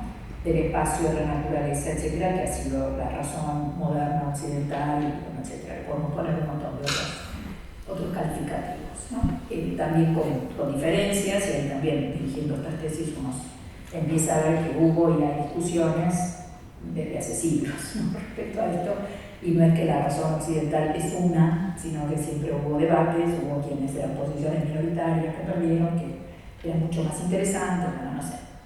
Y esta línea que aparece hacia el final de estas filósofas, llamémoslas ecofeministas, como Isabel Stengers, Vinciane Desprez, etc., Baptiste Morisot, a mí me viene gustando mucho en el sentido de que es un llamado a otro tipo de calidad de la experiencia. Y también, por ejemplo, yo, bueno, trabajo en un departamento de investigaciones educativas, en un centro de investigación y estudios avanzados muy marcado por discursos que yo me animo a llamar cientificistas, ¿no? Bueno, y toda la discusión que traen Stengers y Desprez para mí son realmente muy buenas para salirse de esa arrogancia, ¿no? El cientificismo, y prestar atención a los detalles, y empezar a habitar de otra manera, caminar esto, ¿no? Esta imagen de atar el nido, a mí desde que la leí me fascinó, me parece eso, ¿no? Como va en contra de todo protocolo, pero bueno. Y pensaba eso que digo por ahí en una frase: yo creo que los educadores somos grandes atadores de nidos, ¿no? O de nidos. Y bueno, eso es algo que a mí me parece central, no me parece ninguna falla en el protocolo, al revés, ¿no? Me parece que hay que meterse con eso, y bueno, toda esta idea del cuidado, pero no del cuidado que viene hoy de la línea de New Age, del bienestar, ¿no? Y el autocuidado, sino más bien de un cuidado del mundo. Bueno, me callo porque puedo seguir hablando otra hora, no es la idea. Más bien me gustaría escuchar eso que resuena, como resuena, hay muchas cosas ahí, hay muchas ideas. No sé si alguno o alguna ya tiene alguna preguntita para sacar. Yo me doy una vueltita por ahí. O pueden acercarse ¿Para también. venir? No sean tímidas. Yo tengo una pregunta. Estuve como mirando, escuchándote y tomando algún apunte. Me pasó que muchas de las cosas que me iba preguntando después se fueron esclareciendo a lo largo de la ponencia, y creo que a mí me gustó mucho, fue muy acertado esto de hacerse preguntas y después intentar responderlas, o dar pistas por donde has hecho el recorrido de buscar respuestas a estas interrogantes. Y algo que conversábamos, digamos, con Lu recién, que quizás tiene que ver tanto con el contenido, pero sí con la forma como de pensar la exposición, o incluso cómo cómo nos paramos frente al conocimiento y a dónde vamos a buscar las respuestas. Yo me preguntaba un poco por qué lecturas tan clásicas como las que traes, o sea, Arendt, Luhmann, o sea, grandes pensadores, Virginia Woolf, grandes pensadores clásicos, valga la redundancia, siguen teniendo tanta vigencia. Es algo que a mí me llama mucho la atención. Como que esas preguntas que se hicieron en los 50, o los 60, o imágenes que tú traes también como de esa época, las podemos retomar ahora y podemos seguir haciéndonos preguntas de eso, y también caben mucho con interrogantes que tenemos nosotros y que nos seguimos haciendo, y que quizás tampoco tenemos una respuesta cerrada, ¿no? Eso, yo me quedé un poco pensando en la vigencia de los autores que traes, en decirte, bueno, ¿por qué elegiste hacer este recorrido? Y también me resuena esto de cómo hacemos para volver, ¿no? Como dice Arendt, esto de volver al suelo, de bajar a la tierra, como eso, quizás incluso nos queda pendiente seguir pensando cómo hacemos para hacer mundo, en qué lugar queda el mundo de los jóvenes frente a esta negación negativa de la cultura humanidad, en esta dicotomía que nos compartís, Inés, que a mí me deja como pensando. Yo quiero ver la línea, cosa que pensaba mientras escuchaba, si es o qué pensás, si es un volver o es un ir hacia, ¿cuál sería como la acción? No sé qué.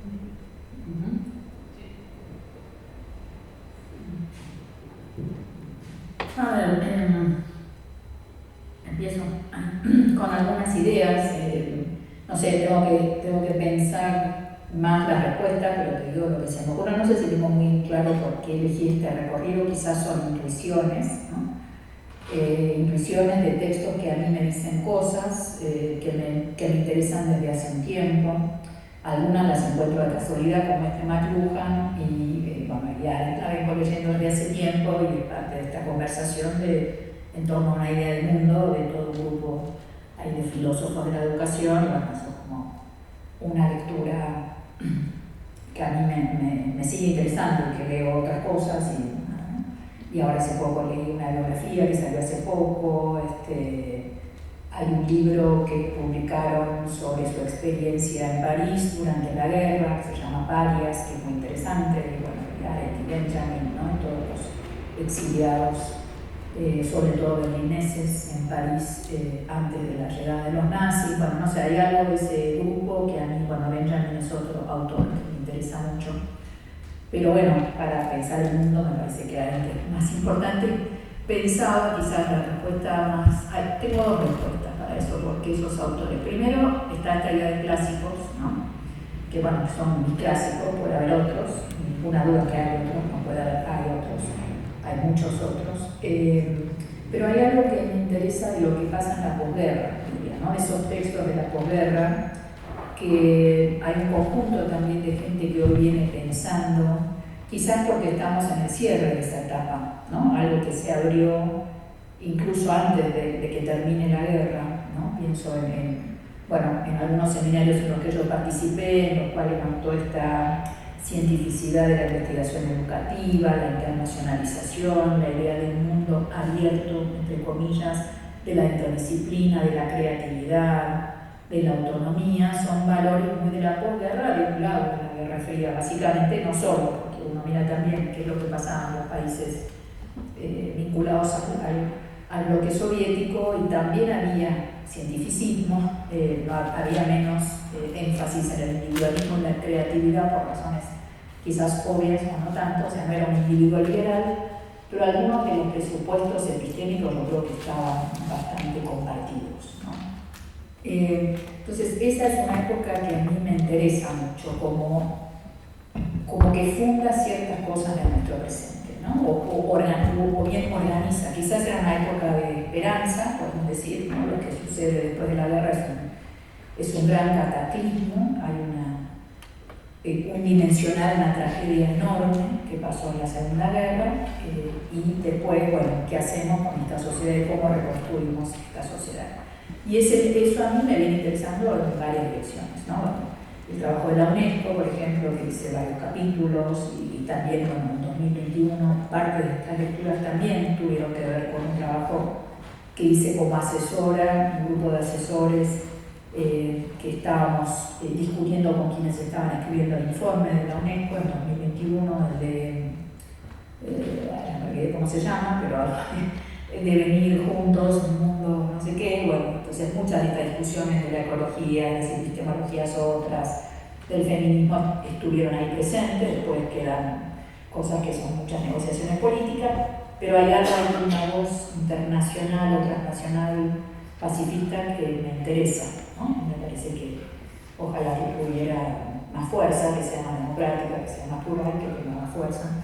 Entonces, bueno, va un poco por ahí. Diría también, nota al pie, también yo creo que desde hace muchos años, cuando estudiaba el doctorado en Estados Unidos, alguna vez hablé de Freud, y un compañero me dice, pero Freud es re anticuado, se escribió en 1900, en 1910, pero ¿qué es eso, no? Yo me quedé así con los ojos de plato, como dicen en México, ¿qué me está diciendo?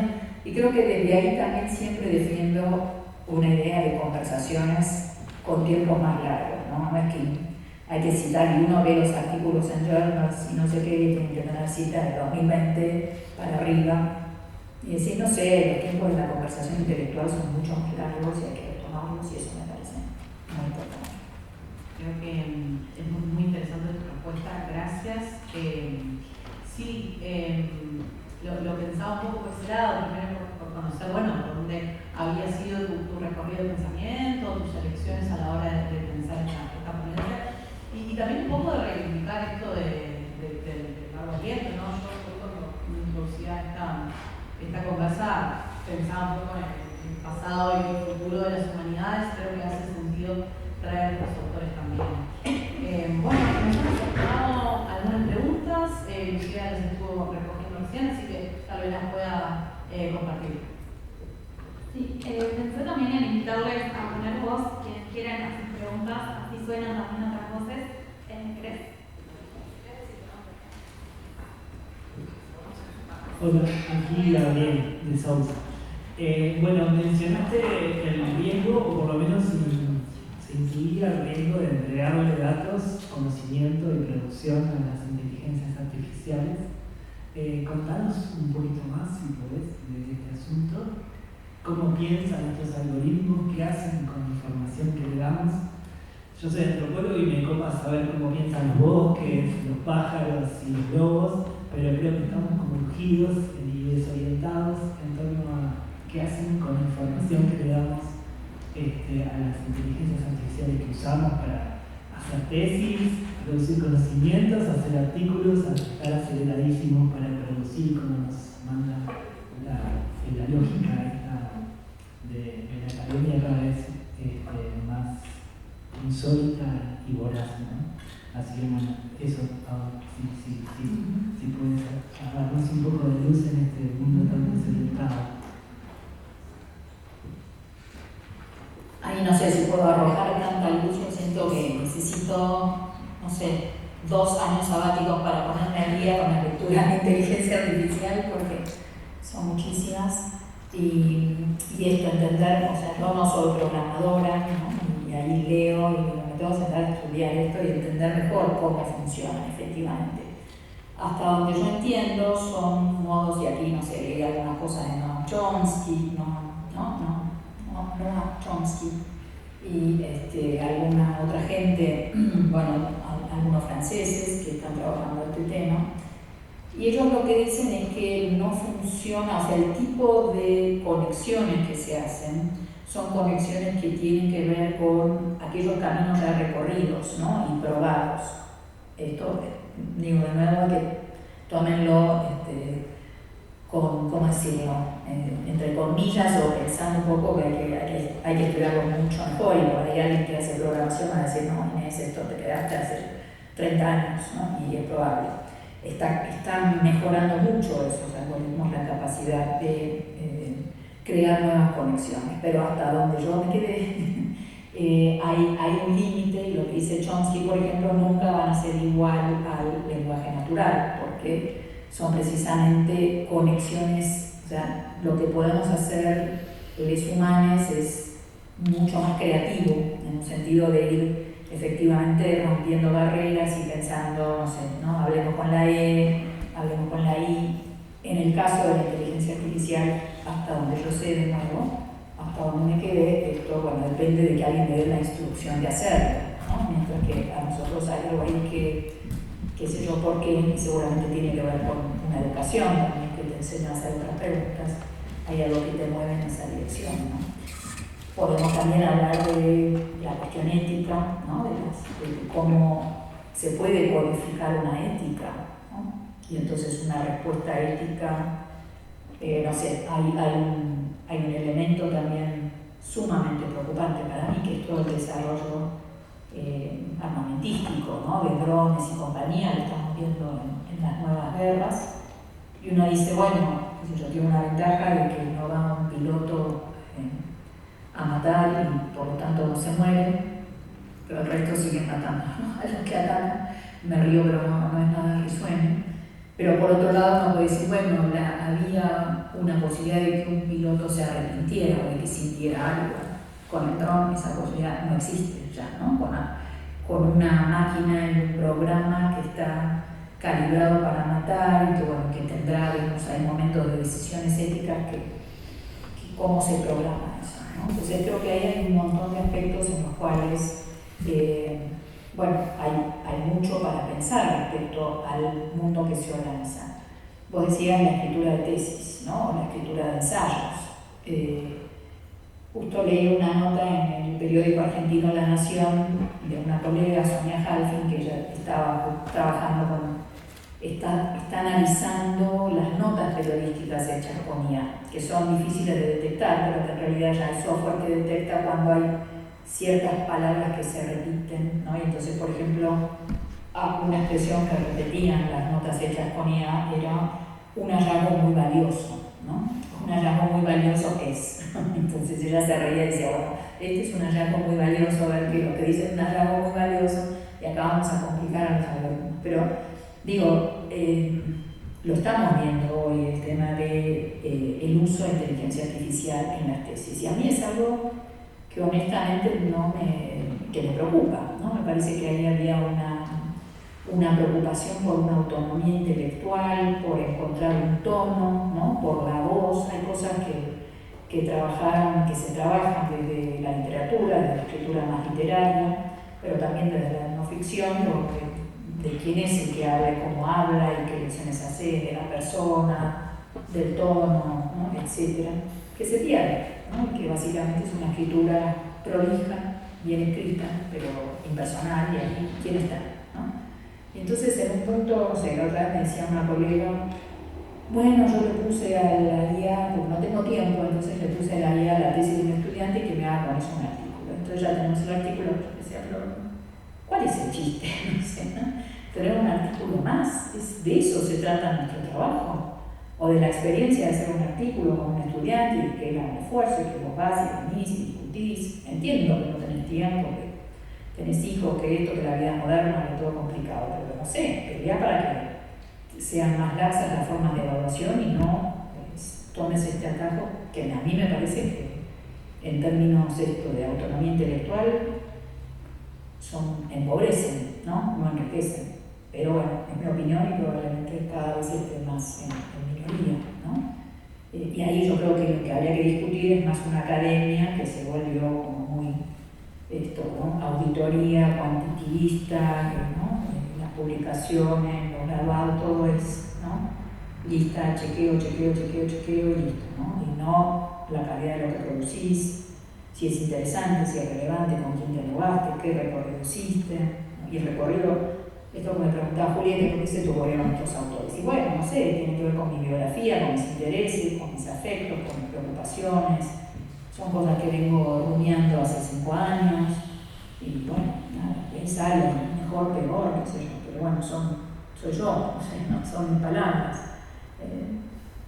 Y eso es algo que, no sé, me parece a mí que por ahí ya no va a tener tanto valor como tenía antes. También podemos preguntarnos si hacemos falta tanta gente de las humanidades en el mundo de hoy, ¿no? ¿Qué sé yo? ¿Para qué? Yo digo, sí hacemos falta, habrá que ver para qué, ¿no? Porque los empleos no siempre tenemos, hay un montón de cosas para pensar, ¿no? Pero bueno, yo creo que no hace mal en relación a mejorar una calidad de vida, de una manera de ver el mundo, y no viene mal en ese sentido, al revés, creo que viene muy bien. Pero bueno, es cierto que somos una minoría los que pensamos así. No sé si te respondí, pero iba por ese lado.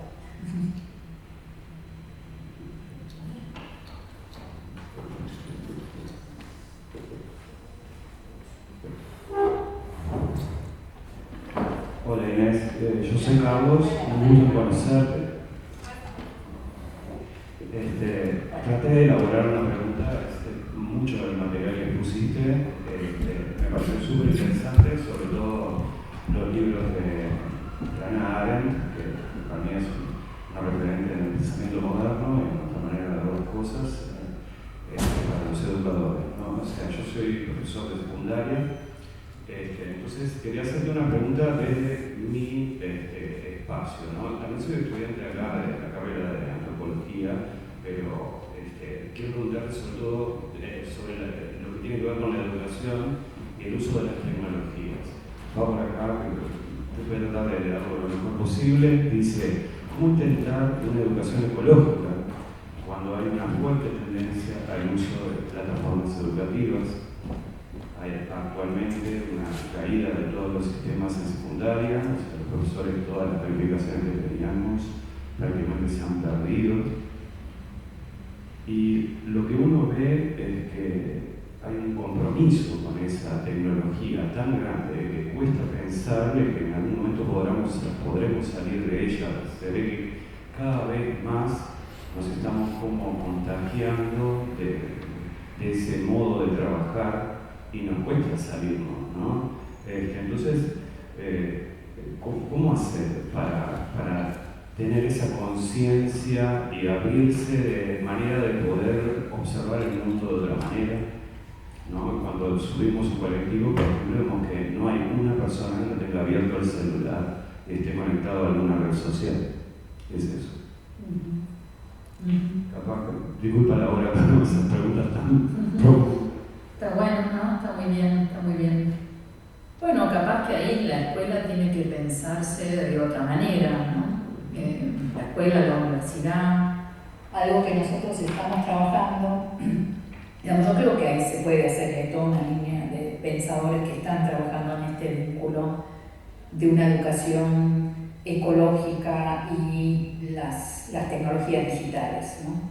En el sentido, bueno, por un lado de discusión del costo ecológico de las tecnologías digitales y de ser conscientes de los servidores y la falta de agua y el calentamiento global y los metales raros y las guerras y la explotación que eso trae, etc. O sea, no sé, se puede abordar desde un montón de disciplinas o de materias o de proyectos, ¿no? De la escuela y en la universidad, claramente, para entender que eso que producimos no es gratis, ¿no? O eso que usamos no es gratis y que esto que estamos haciendo tampoco es gratis, y por eso esa imagen de la Tierra rodeada de satélites y dar esta idea de que esto que ven no es nada porque eran 3.000 y ahora quieren poner 10 veces más o más, ¿no? Entonces, bueno, esa imagen que yo mostré está muy vieja y de acá más, ¿no? Del 2018.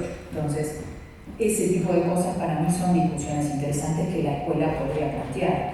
Y yo digo ahí, la escuela tendría que trabajar en varias direcciones y quizás eso tiene que ver con lo que antes me preguntaban Lucía y Julieta de, bueno, cómo volver al suelo, bajar a la tierra, y si es un volver o es un ir, ¿no? Hacia otro lado. Y bueno, yo creo que hay algo de terrenalidad que es importante, que en todo caso hay que pensar cómo se hace para que no sea una simulación, ¿no? Te hago hacer la huerta escolar y se vuelve una obligación más. Y me acuerdo yo que a nosotros nos hacían hacer la germinación del poroto y el poroto no salía y entonces lo tirabas y hacía cualquier otra cosa, qué sé yo, ¿no? típico ejercicio escolar que no se lo tomaba muy en serio ni la propia maestra, pobre. Bueno, digo, esto de volver a la terrenalidad habría que pensar de una manera muy diferente muchas cosas, ¿no? Yo conozco algunas escuelas que lo intentan, algunas cosas mejores, otras peores. Acá en México hay varias escuelas, yo diría sobre todo bachilleratos y secundarias comunitarias que tienen, creo que es más fácil en esos casos porque hay una comunidad que está trabajando, que tiene políticamente movilizada, ¿no? Que trabaja mucho todo el currículum en función de un sentido de acercarse a la tierra, de pensarla, de repensarla. Igual los chicos también te dicen, bueno, no me quiero ir de acá porque, ¿no? Esta percepción de la ruralidad como atraso, cárcel, etcétera, que habla de problemas mucho más grandes, ¿no? Y habrá que pensar ahí modelos o proyectos productivos mucho más amplios más allá de la escuela, ¿no? Pero bueno, pienso en otras cosas mucho más pequeñas, lo que es estos ejercicios de observación. No sé, en la escuela de mi hija, acá en Ciudad de México, la llevan a escribir poesía al bosque, ¿no? No sé cómo funciona, pero a ella le divirtió. Vino una experiencia distinta hay una apuesta que algo de estar en otro lugar y mirar otras cosas te va a hacer conectarte con otra sensibilidad. Hay que pensar mejor la consigna, ¿no? Hay que ver cómo preparas esa actividad, pero como ese, no sé, digo, cosas de arte, ¿no? Trabajamos pensar en esta escena también de que subís a un transporte público y está lleno de celulares. Bueno, cómo enseñar a ver de otra manera, ¿no? Los celulares, pero también a personas dentro de los celulares, ¿no? Entonces, ahora una de mis estudiantes acá está trabajando cómo se reconfigura la atención con artefactos digitales en las escuelas, digamos, media superior, y una de las cosas es pedirle a los estudiantes que hagan esquemas de cuerpos, ¿no? Con celulares en el aula y sin celulares, y bueno, ellos mismos empiezan a reflexionar sobre cómo cambia la posición del cuerpo, cómo te encorvas y te pegas sobre ti mismo, etc., ¿no? Entonces, la escuela puede ser, digo, además de convertir, enseñar programación, enseñar sociología, economía digital, ¿no? Entender más desigualdades, ¿no? Como tener otros contenidos, también puede hacer ejercicios que ayuden a conectarse con el mundo de otra manera. Bueno, y estos libros que yo mencionaba, de Morisot, a mí me parece un libro lindísimo para la escuela, precisamente el de Morisot me parece genial, ¿no? Que es esto de los lobos, ya me olvidé cómo se llama, y está en la portada, pero no es Habitar con Lobos, pero es buenísimo porque justamente es un filósofo que se suma a una serie de biólogos, antropólogos, sociólogos, economistas que están estudiando qué pasa con la reintroducción de los lobos en los bosques franceses, ¿no? Y bueno, que vienen los lobos y entonces se vuelven a comer a las ovejas, los pastores se quejan, y están los perros que cuidan a las ovejas y se pelean los perros con los lobos. Y entonces ahí ponen, y Morisot lo dice de manera muy clara, que de una manera muy buena, esto literariamente no es IA, no es inteligencia artificial, que ellos miran con una tecnología militar, que son estas cámaras infrarrojas, ¿no? Que pueden ver en la noche. Entonces ven escenas de pelea, porque todo esto sucede en la noche y los lobos se meten, ¿no? en las granjas.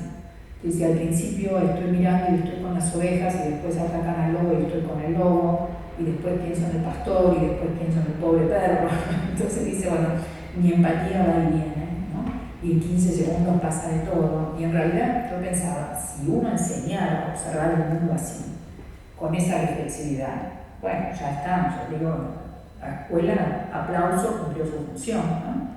Entonces, más bien pensaría en cómo, y esto es una lectura, como podría decir, ¿no? No sé, pero solo leyéndolo está muy bien escrito, te lleva a otro mundo, te trae otra escena y te hace pensar otras cosas, ¿no? Entonces, para mí hay muchas maneras en que, digo, hay otros que saldrán al campo y hay otros que te darán una buena lectura y te harán pensar, ¿no? Y te harán sentir otras cosas, que creo que también de eso se trata, ¿no? Muchas gracias. Tenemos un par de preguntas más. Si está de acuerdo.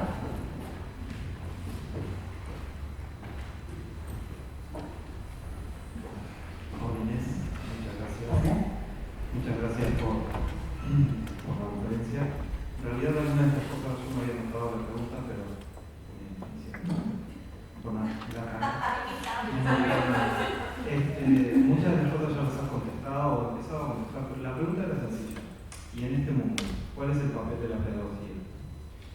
Porque, capaz que una verificación, porque en algún momento, y bastante relacionado con lo que decías de cómo se ha convertido o viene convirtiendo un poco nuestra academia, algo de la pedagogía queda como muy captada en esta cuestión de la producción desde ciertas claves científicas y por lo menos la siento muy pegada a la crítica, ¿no? Y me siento responsable de eso, trabajo también de eso, y con poca capacidad de propuesta. La pregunta 2 tendría que ver con si no deberíamos, no sé, dejar que la pedagogía se conecte un poco más de nuevo con la filosofía y quizás con cierta imaginación y con ciertas cosas más alejadas de la producción científica mal entendida y permita como recomponer esto de imaginar cosas nuevas y crear mundos.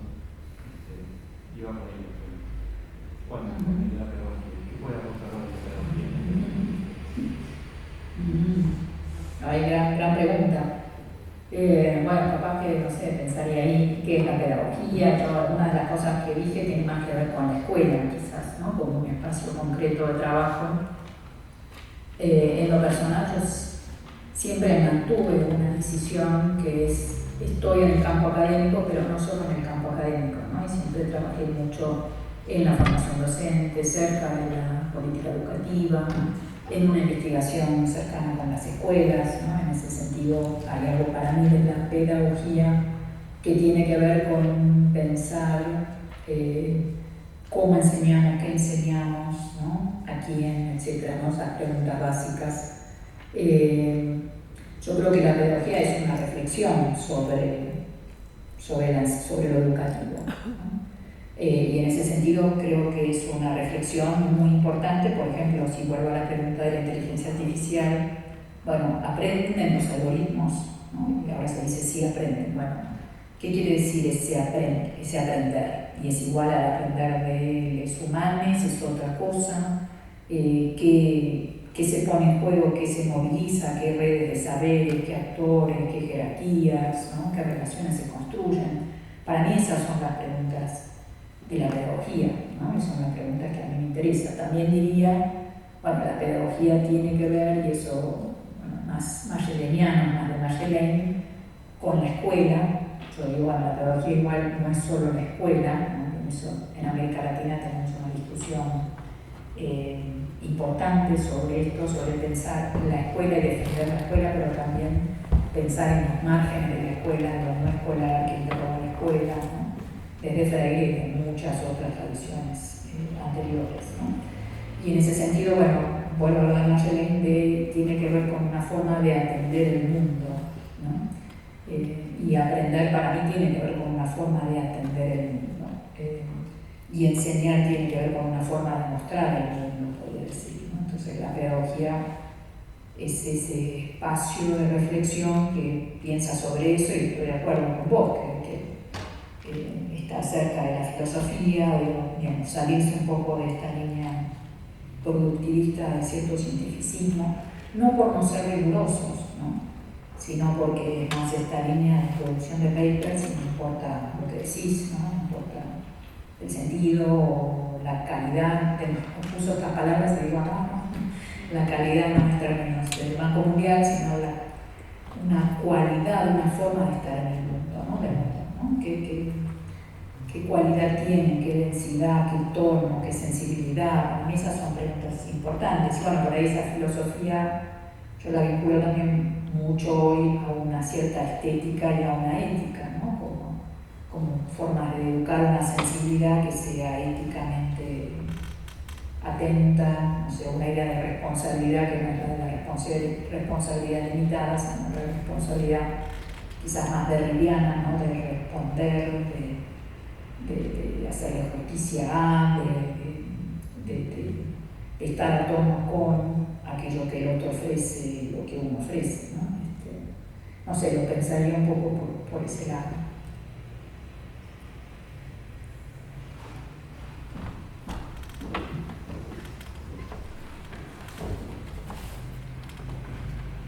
Hola, te leí tantas veces y hablar contigo ahora es como, ay, re fan,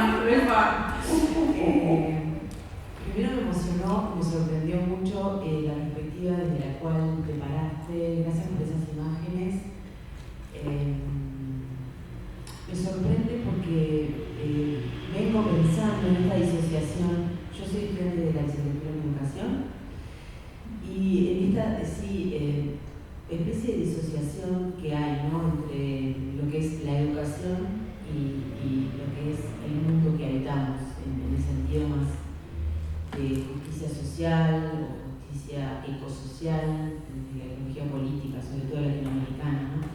Entonces me emocionó mucho empezar a verte a ti y saber que hace años que estás en este intento de diálogo con esa frontera de la que acabas de mencionar, que es la frontera donde termina, entre comillas, la escuela y empieza el mundo, ¿no?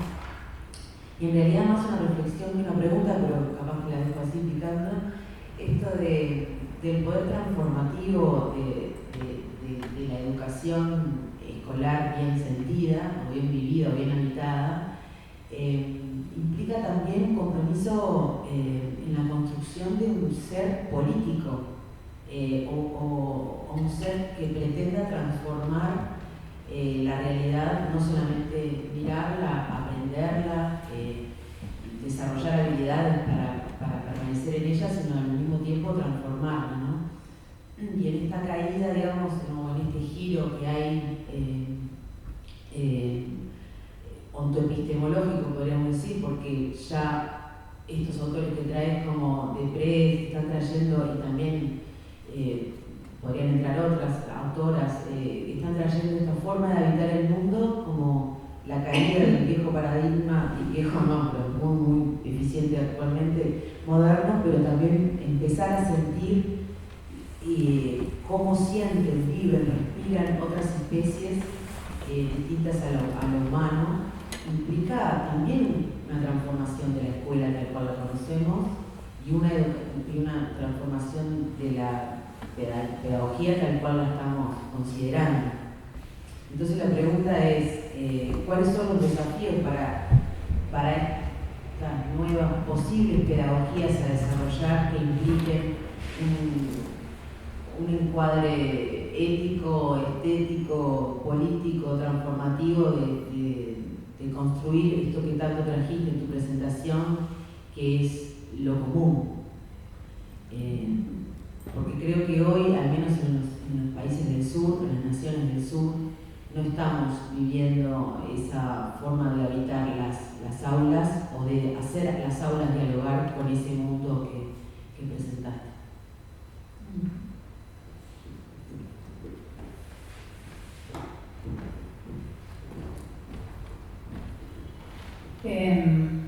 Ahí hay muchas cosas y pensaba, primero cuando te escuchaba, voy a decir ahí como en orden de aparición, que decía, bueno, la disociación entre la escuela y el mundo que habitamos, la frontera entre la escuela y el mundo. Yo decía sí, pero, ¿no? Como, y esta es una conversación con Marjorie que hicimos, yo estoy de acuerdo que la escuela implica, la universidad implica o busca crear una cierta suspensión del mundo, un cierto recorte del mundo para precisamente poder prestarle atención al mundo. Pero bueno, ese recorte es una operación que hacemos y no es... la escuela es el mundo también, ¿no? Y el lugar que ocupa la escuela y cómo la escuela también define el mundo, ¿no? Una escuela que está, como decías, ¿no? Yo lo traduzco, pero metida para adentro, preocupada con que las evaluaciones y cumplir los procesos burocráticos, etc., también habla del mundo que tenemos y construye un mundo en el cual eso importa más que otras cosas, ¿no? Más que eso, una calidad de estar en el mundo o de otro compromiso, como decías, ¿no? Entonces, bueno, ahí hay una primera cuestión de no pensar que son fronteras taxativas o que acá está la escuela y afuera está el mundo, sino que, bueno, somos parte del mundo, pero también en la escuela lo convertimos en objeto de estudio y empezamos a atenderlo y a pensarlo desde un lugar epistemológico, político, ético diferente, ¿no? Que no es simplemente lo vivo, sino también lo estudio, lo pienso, y en ese sentido lo puedo pensar de otra manera, y eso para mí tiene un valor político en el sentido de también animarme a imaginar otros mundos, ¿no? Y hacerme otras preguntas sobre el mundo más allá de aquellas que primero aparecen por las hegemonías, por cómo, ¿no?, se presenta el mundo, etcétera, etcétera. Entonces, ahí creo que esto, ¿no? Efectivamente, ese poder transformativo de la escuela, como decías, bien habitada, es bueno, aportar hacia un mundo en común y transmitir una preocupación o buscar producir, quizás, ¿no? Inspirar, no sé, hay como muchos verbos. Nosotros en mi seminario, justo ayer lo estábamos hablando, Desprez tiene un libro que se llama A la salud de los muertos, que lo tengo conectado, si no encuentro rápido. Tiene una frase genial que es, bueno, ¿cuáles son los verbos de la acción? ¿No? Y ella dice, no es causar, ¿no? Los verbos de la acción van más por el lado del inspirar, del promover, ¿no? Del hacer existir, no sé, pero del hacer existir probablemente no lo voy a encontrar tan rápido. Pero bueno, va un poco, acá está, dice, bueno, hay que pensar en estos regímenes de puesta en presencia, dice, ya sean del registro de lo que convoca, autoriza, llama, vuelve posible, induce, incita, recluta, invita, moviliza, instruye, suscita, reclama, resucita e incluso inquieta o prohíbe, ¿no? Y dice, bueno, todavía le falta la lista de inspirar, ¿no? En realidad ese es un registro privilegiado porque la inspiración mantiene intacto el enigma de su origen, ¿no? Dice, en realidad la cuestión del dominio y de las intenciones que nos hacen actuar son mucho más complicadas que lo que nos dejan pensar los regímenes habituales del actuar, ¿no? ¿Y a qué viene esto? Por ahí me fui para decirlo de manera elegante por el lado de los tomates, pero como que lo que la escuela hace, si vos pensás en todos estos verbos, para mí son verbos que tendrían que ser el eje de la acción pedagógica. No te voy a decir lo que tenés que hacer, y te voy a decir lo que tenés que sentir, y te voy a decir que te portes así, sino más bien, bueno, cómo te inquieto, te invito, te movilizo, te instruyo también, pero con la posibilidad de que me digas, ¿sabes qué? No, gracias, no, voy para otro lado. Suscito, reclamo, induce, vuelvo posible, autorizo, llamo, ¿no? Convoco, digo, como pensar una acción que sea más abierta, ¿no? Y me parece que también en ese sentido yo me identifico con corrientes pedagógicas de izquierda que también, yo diría, han tenido ese problema de pensarse más cerca de un adoctrinamiento, por decirlo mal y pronto, que de una educación más emancipatoria en la que realmente le deje la posibilidad a quien está enfrente de pensar distinto y de sentir distinto, ¿no?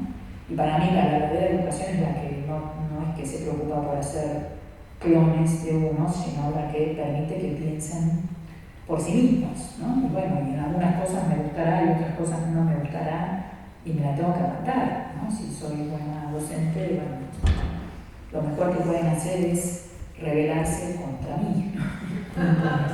Y querer ser otra cosa. Genial, ahí yo digo, ya hicimos lo que tenemos que hacer, ¿no? Entonces, en ese sentido, ¿no? Me parece que ese encuadre político transformativo hacia lo común no puede ser común, pensado como una malla ya definida, esto es común y esto es individualismo neoliberal, como suele calificarse, sino entender un poco más pliegues, posibilidades, contradicciones, paradojas y dejar también que hagan su camino, que encuentren ahí, digo, sin dejar de transmitir una inquietud, ¿no?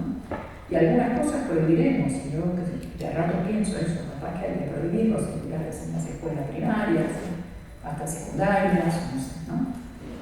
O autorizarlas en ciertos momentos, no todos, ¿no? Y hay ciertas prohibiciones del lenguaje que no están mal, ¿no? Que, bueno, que no te puedes dirigir a otra persona de una manera denigrante y deshumanizante.